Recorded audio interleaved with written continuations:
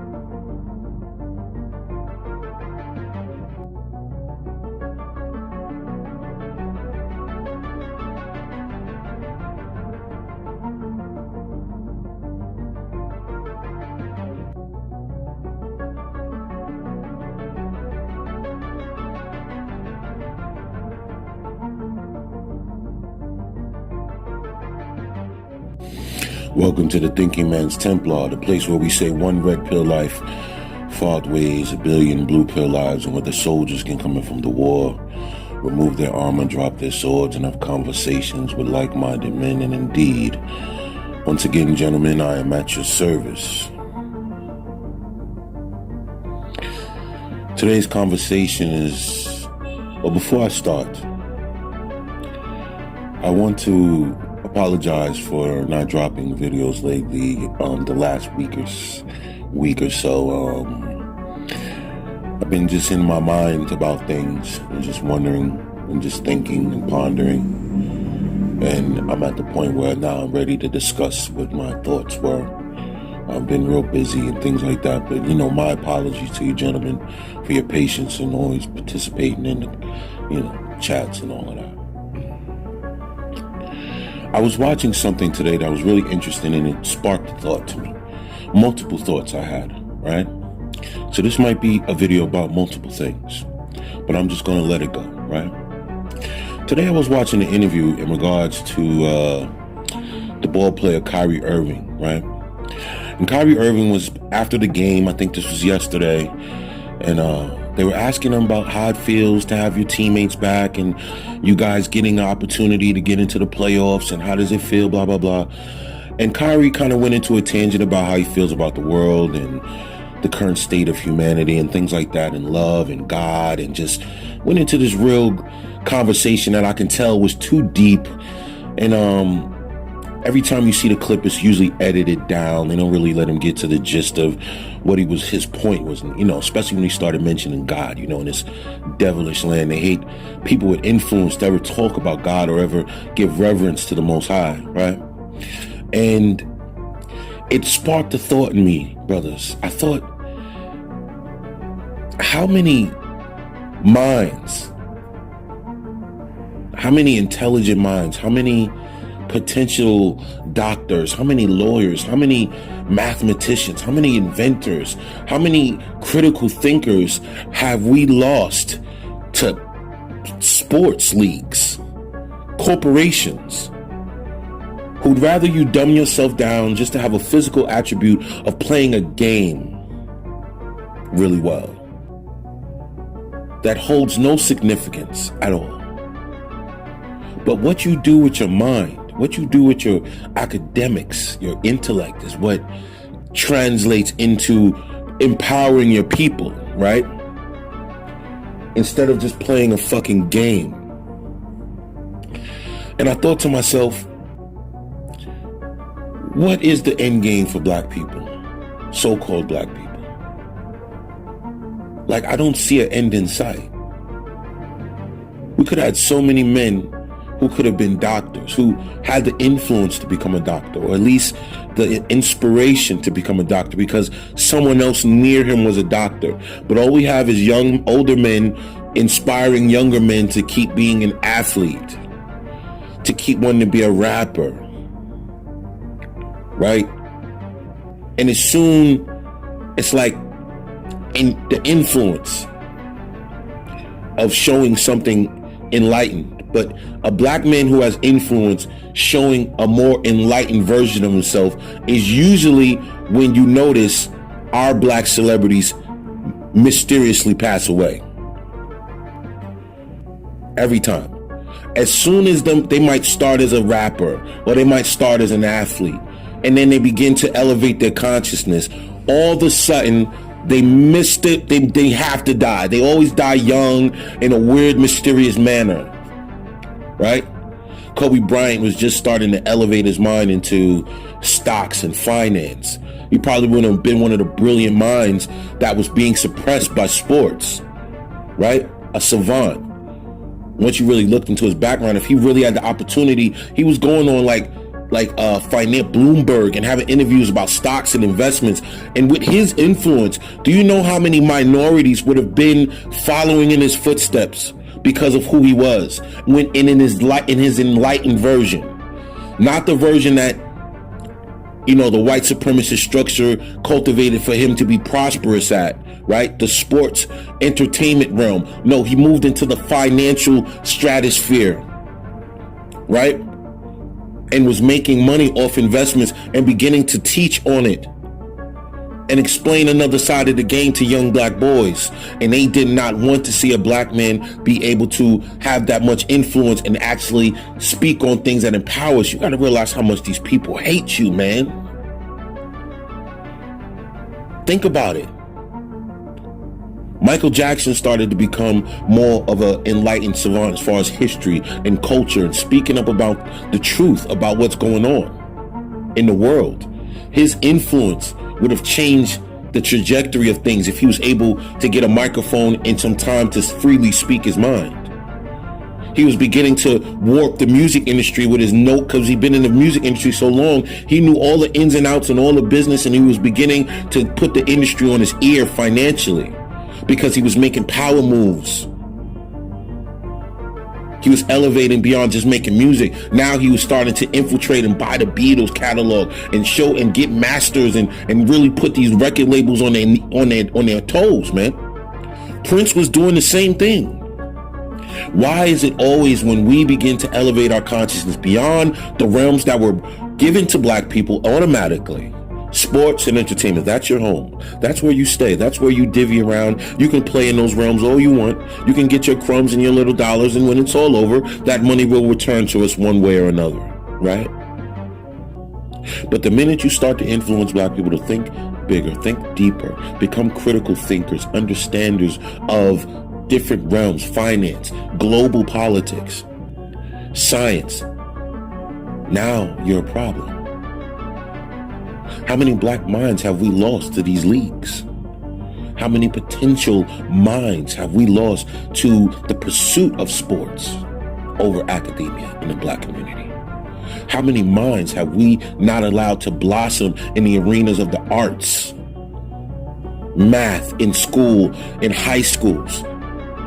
Young men not wanting to pursue the sciences. We could have astronauts, astrophysicists, all of these different levels of academic pursuit not being given a chance because we are automatically thrusted into the sports arena. As soon as you're young and you walk through the school and you're a little tall or you have a little muscle mass, that white gym teacher comes scrambling out of the corner telling you should play basketball instead of ushering you into a science class or a course that will help you build your mind. AAU. They want to shuffle kids through AAU all their lives. So they have the only thing that they dream about doing from 8 to beyond is play basketball. Instead, we need to also offer these kids an intellectual balance, an intellectual diet. You play as much basketball as you want, but you're going to study as much science as you need to study. Enough math. I need you to one day, even if you're talented at basketball, ain't no parent going to choose their kid being a doctor over being in the NBA, or choose their kid being in the NBA over being a doctor. Excuse me. If they trained you up to play AAU ball and you got accepted to UCLA and you were smart enough to go into the medical program and decided to be a doctor, do you think your family's going to hate you for that?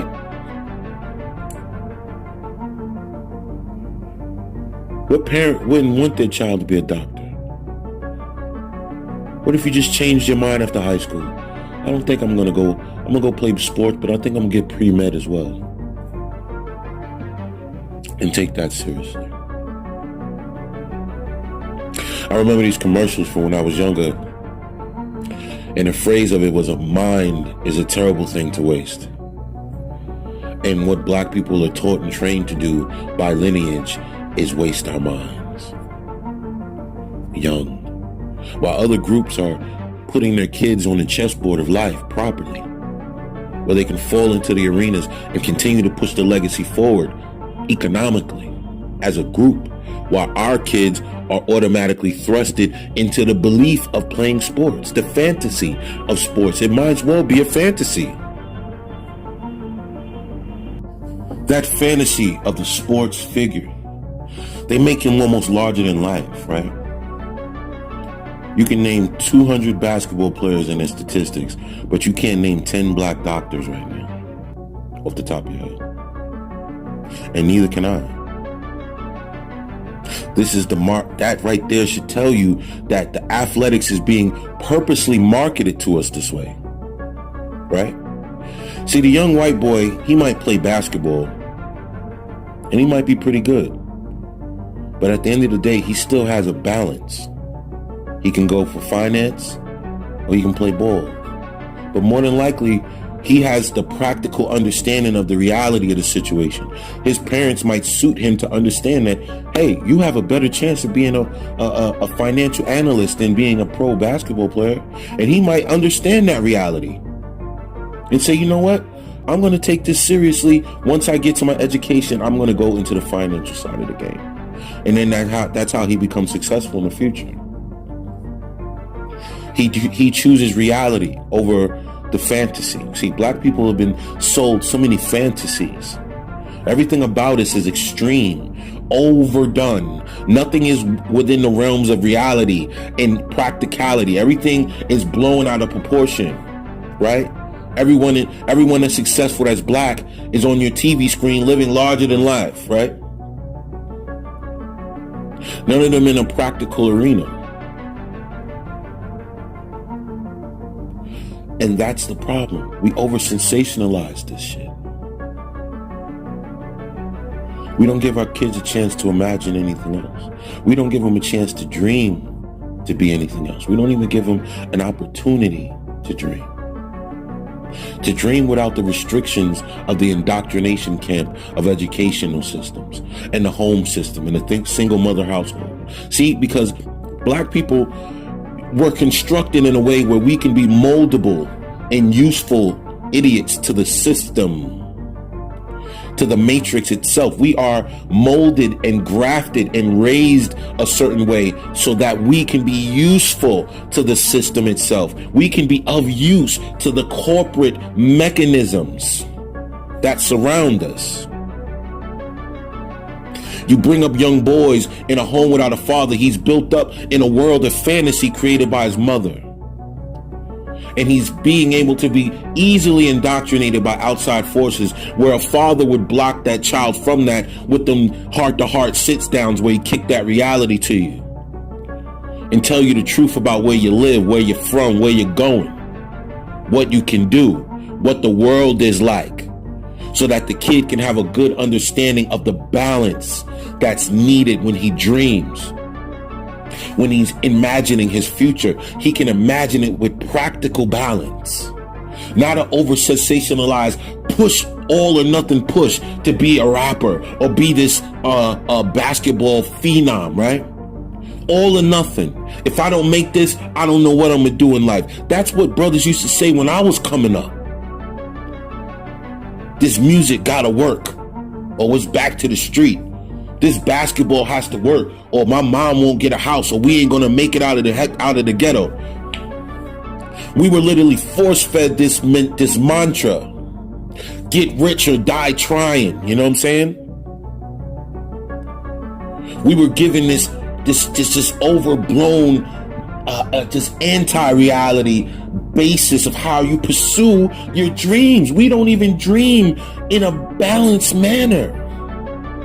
It's all or nothing with us.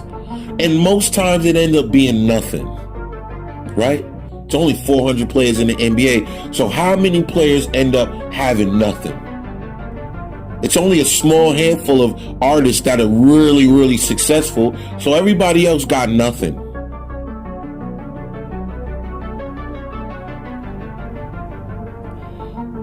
But the chances of you becoming a doctor, you could have did that. And this is me talking to myself. We all could have became these things. We all could have became a doctor, a lawyer, mathematician. And some of you fellas are. But we really need to consider how to dream with a balance, a practicality, to learn how to dream in reality, if that makes sense. Dreaming in reality is something that we need to practice and teach our children to practice. Dream, but within the means of practicality. You want to land somewhere where you can actually be of benefit. Because at the end of the day, just making it to the league, you're still under someone's rulership. You're just a high-paid employee with rules and standards, right?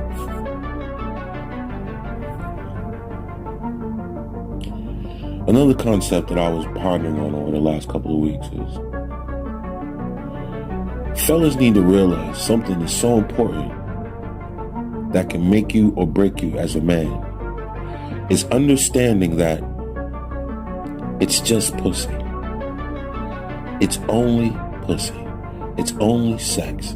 It's only these small instances of time you spend in your week, in your year, that have been so overblown that we've made this such a big deal in society that women go around parading sex 24 hours a day. They got to keep you under the spell. They have to constantly be in your face, titties, ass twerking. They literally are pushing sex to the extreme because they know deep down in their heart that is their only source of any value to most men. That is all they have. And they know that they have to completely overdose you on being sexed out all the time. Because the more men are sexed out, the more opportunity she has to find some gullible simp that'll fall for her machinations. Her sexual machinations, so to speak. But it's just pussy. It's not your God. It's not your ruler.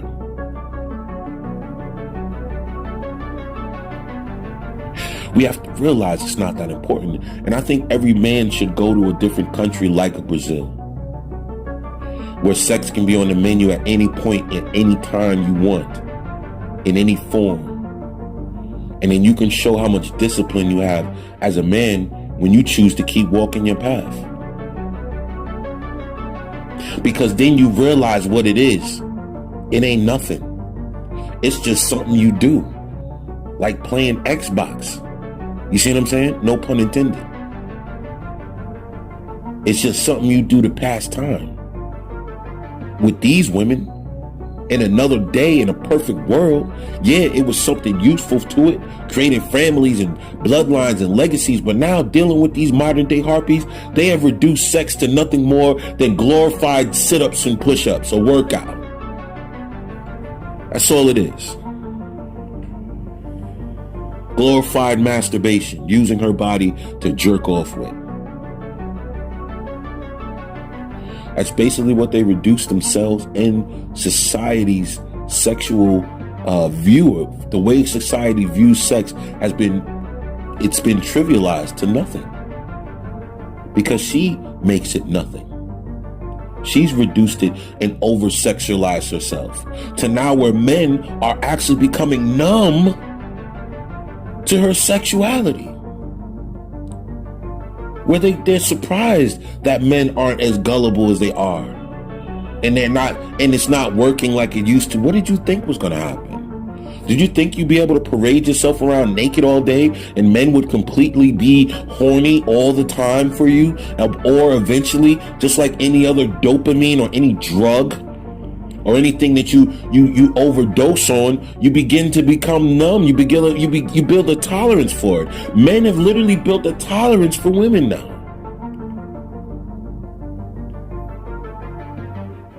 How is that? Men have literally built a tolerance for you, ladies. They've learned how to live without you. They learn how to live without being drawn into your webs. Men nowadays will see women twerking and acting a fool, and they'll redirect their vision. They'll look the other way. They'll go somewhere else. They'll leave. I know a lot of brothers, if we was in a get together and a bunch of girls started twerking on the table, most men would get up and walk the fuck out nowadays. I don't know any men any thinking men of any type of intellectual prowess that want to be around that kind of shit. Because we're becoming numb to it. And I think you have to, as a man, you have to bring sex and women in their proper place in your mind. You have to figure out a way, and this is for the younger brothers. Your best bet, if you can't do it on a daily, when you're around women and you're real lustful and you want to be with them and they can draw you in, especially as a young man, you have to find a way to bring that shit to its level of nothingness that it is. because she will sell it to you as if this big, magnificent situation. Oh, yeah, my sex is this, and you need me around for my sex, and we need, they always talking about how good their sex is. But is it really ever? Right? It's just the same shit. So you have to learn how to reduce it, like boil it down, like you boil an element and you boil it to its raw form. You need to go somewhere or be in a country where you can actually boil sex down to its core of nothingness, so that you can realize it ain't nothing to be ruining your life over. It ain't nothing to be jumping out the window about. It's not nothing to truly give a fuck about, man. It shouldn't manipulate or drive you in either direction. You should be able to be around this type of environment and still hold your square. I could be around that shit all the time, and I can still be able to sit down with my fellas and have a drink and then go home and don't do shit. And it's all nothing but pretty girls begging you to be up under them. And you just like, nah, I'm good, yo. Because what I've learned in Brazil, man, and I'll be honest with you, is that women are not different here. In some ways, they're worse, right? Because what American women may know or may not know, or what I'm saying is the way American women may act, right? They are aware somewhere in their mind that men don't like it, right? But in their rebellious nature, they keep going despite that, but they know that most of it is not approved of, and that's what drives them to go harder, right? In another country, there is no stipulation on them. So what they're doing in the mind of a woman in another country, in Brazil, she thinks it's completely fine. And no one has a problem with it because no one says anything. It's just the culture. And you realize that, like, oh wow, she really doesn't understand why her as a prostitute is not the same as a girlfriend. These girls will literally confuse the two and think that it's one and the same. Do you understand what I'm saying?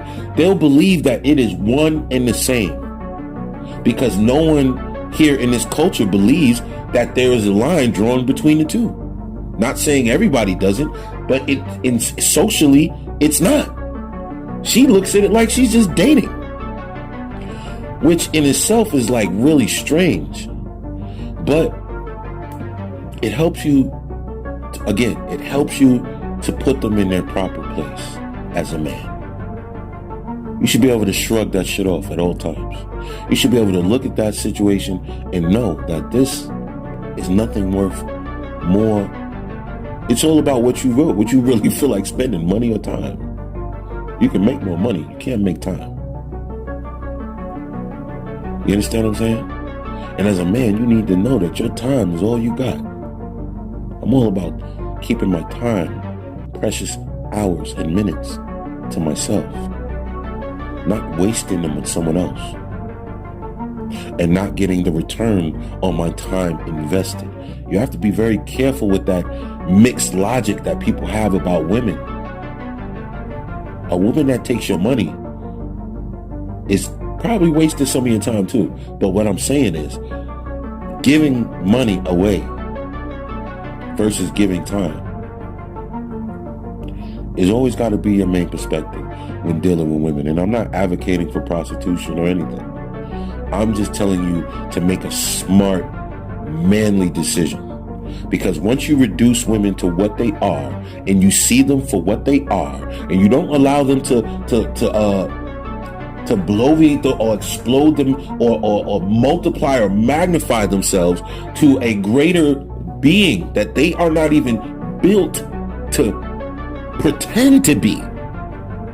So you have to always keep them right in that mini percentile that they meant to be in, the way God created them to be.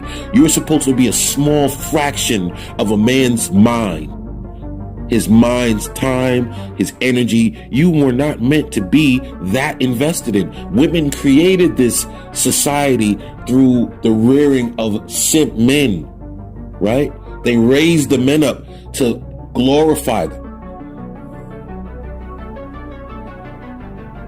so that when they finally created this society, that men would just accept it and say, okay, because mama's been raising you up to be prepared to be a woman's slave eventually.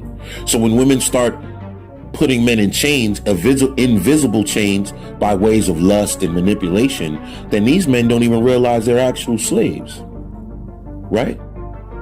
The tiger in the cage doesn't even know it's in a cage. It's just existing. It just is. That's a different level of manipulation. And that, my friend, is scary, because if that generation of men keeps growing up this way, we're going to have a serious problem. Because if we think that just because a couple of us men have awakened to this and understand what it is, that we can continue to push forward any envelope of truth when there are new simps being raised every day, and they're getting worse, right? Because the fatherless generation is becoming more decades in the making now. It's a well-groomed, well-oiled machine after 30, 40 years now. You know, the fatherless, the bastard son conveyor belt machine is working at peak performance right now. And it's just rolling out these simps, rolling them out. You understand? In skinny jeans and tattoos and dreadlocks, and they got their little chopper and their gun, but at deep down, they're just the machinations of a woman's angry fury of her heart manifested in her child. The anger of the single mother is that she probably feels like when they raise their boys like this, they know that they're destroying them. And they're doing that because they hate the fathers. Women will destroy their children to make a father upset. Some of you men have children with women who you know have literally tried to destroy your children to make you upset. Brothers, we are at war here. And some of you brothers can choose to fight, or you can choose the route of expatriation, which I would consider, right? You have too much precious years on this earth to waste them fighting these mindless wars on YouTube. These men constantly talking about black women this, black women did that, black women did this, the gynocracy this, the gynocracy that. And I sit there and say, when the fuck are y'all eventually going to do something? When the fuck are y'all going to do something about it? And I'm not saying go to war. I'm saying do something to save yourself. When are you going to do something when you can acknowledge that this is not going to change? There's nothing you could do. Not even 1,000 Kevin Samuels blowing up can stop what has been set in motion for decades and is a well-oiled mechanical masterpiece of social degradation that has been constructed and conformed strictly to destroy black people. 100 Kevin Samuels couldn't stop that, right? Like the fucking Avengers. They think that these men on YouTube are gonna stop the gynocracy fucking mega tank from running over black people and running our community into the dust, where we'll be soon replaced. Our culture is being mimicked by every other group. Eventually, they'll rewrite history after black people are long gone and just act like they invented all this shit. Right? All the fashion, all the dances, all the things that they think so cool, that are so cool that black people come up with, but they'll still try to erase you and then act like it's theirs. Literally rewrite history and act like you never existed while dressing and acting like you. 100 Kevin Samuels, like I said, cannot stop what is meant to happen, or what is. It's the slowest and most intricate genocide ever done. They're not doing it in ultra violence. They're doing it in a slow, methodical burn. And when it finally becomes time, they're going to turn off the cameras. They're going to cut off access to America. They're not going to let anybody see this shit happen. They're going to just black out certain areas and certain communities where your cell phone isn't going to work and your camera phones are not going to work. And they're just going to roll in there and erase everybody. silently, quietly, and efficiently, the black community will get mowed over. And there'll be a literal social media, internet blackout of those areas as they do these calculated hits on black communities and just murder everybody. And just move along. And nobody's gonna know about it. It's just gonna be like you were never there.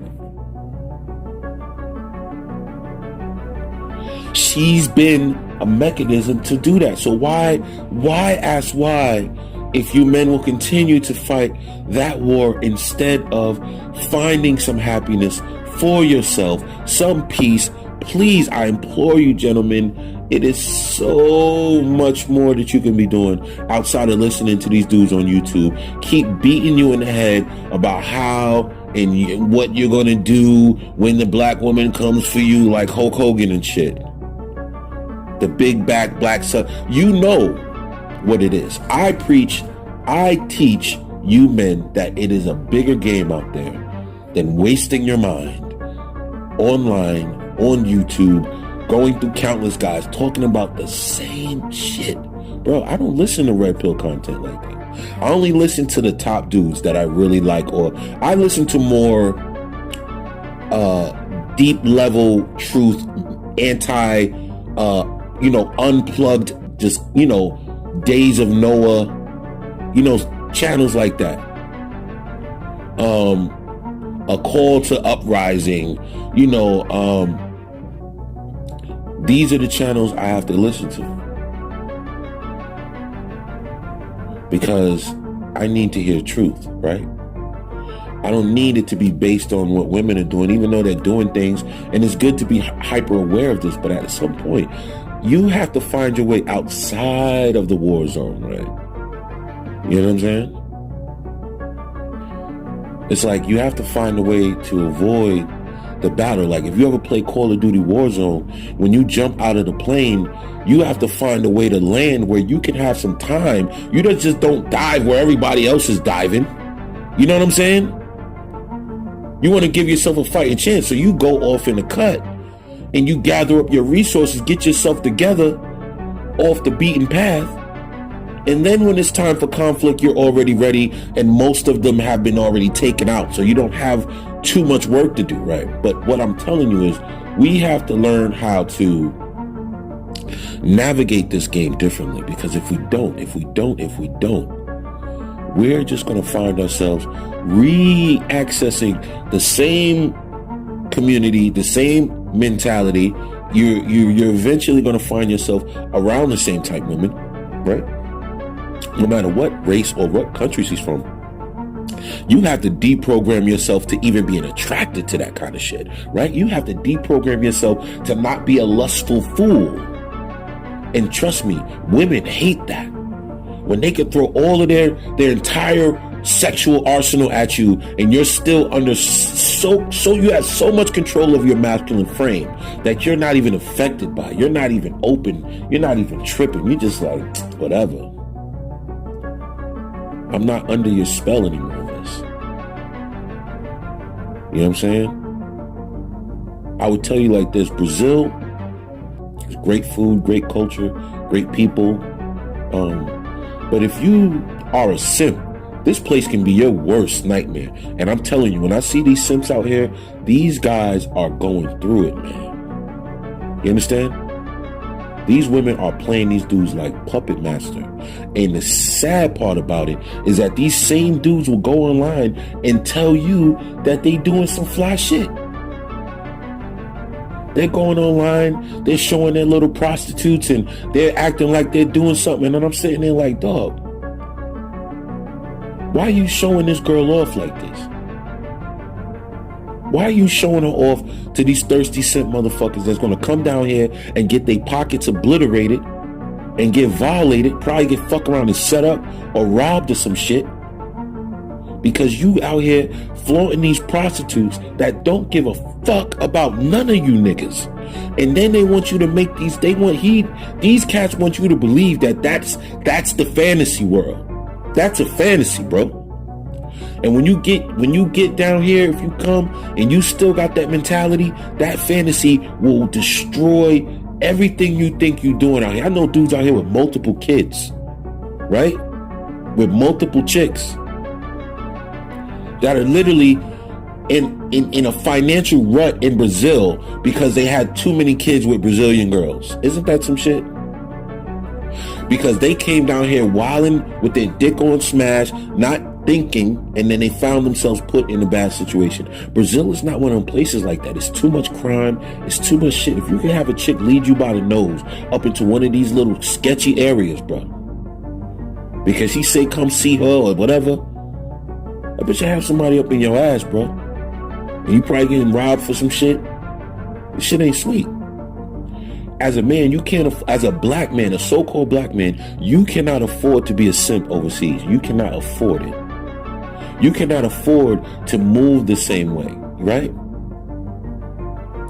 You have to kind of learn how to slow it down a little bit with the women. You have to turn it down a little bit because it can easily get out of control. I've seen it. And you have to know that when these women are around you, you have to be able to put her in her proper place. Because they'll work a fine piece of magic on your mind, bro. And you don't want to be caught up in the spell of a Brazilian woman in the wrong way. You understand?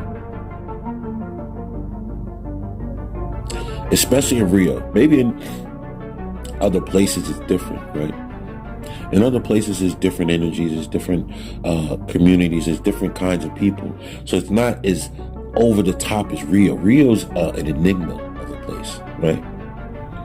And when you leave Rio, you see how different other places in Brazil are, like Bahia and Fortaleza and Brasilia, and just all these other places that are so much more chill and less laid back, where you can actually find that wifey type girl that has some things going on. She's not a fucking bum, right?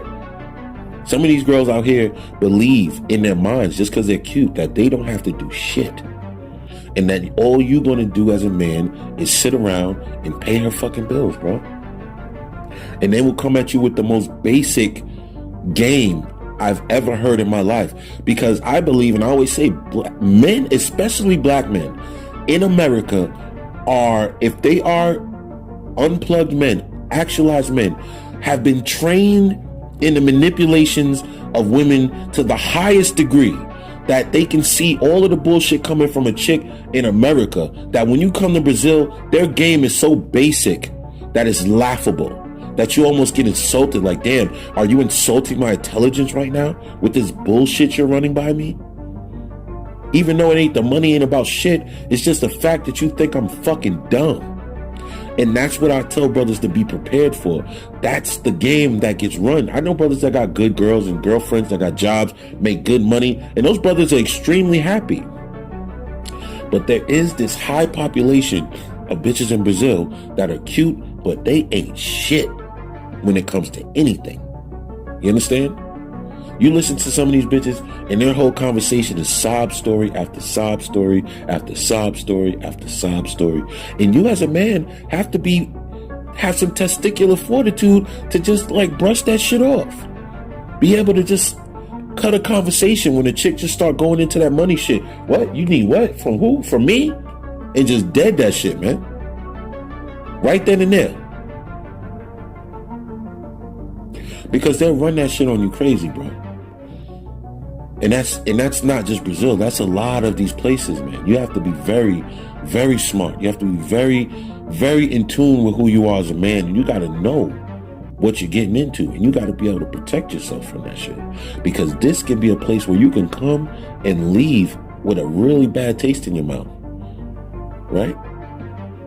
You have to be on your masculine frame. You have to be settled into your mind, knowing that you have the ability to put a woman in a proper place, no matter how cute she is, no matter what she's claiming she wants to do or can do, or what she says she's about, or whatever you think she's about. You have to be able to reduce her to her proper place, put her in the boiling water and turn the temperature up to 1 billion until all that's left is the raw root of what she is. And to you, it shouldn't matter that much. It shouldn't be anything to, push you in one direction or another. It should just be like, whatever. If I want you around, I want you around. If I don't, I don't. But I'm not gonna act like it's bigger than what it is. It's just pussy. That's what they've made it. That's what they've reduced it to. In this world, this is all you men got. These aren't wives, man. We have nothing. We have nothing, bro. Nothing. And when I'm telling you, when you go to these other countries, a lot of these bitches is nothing ass bitches too. So you got to realize that it is going to be very, very complicated for you, especially in a place like Brazil, not speaking Portuguese, being able to have that rapport with a woman that has something going on. So you have to understand that what you will be left with, it get old quick, man. It ain't all that. And I'm telling you as a man who's seen it, who's heard stories, who's been around it long enough to see what it really is here. Okay, I see what the game is here. But you as a man, you have to be very, very wise and very smart about how you carry yourself. Because it can all go downhill. It can just be, you know.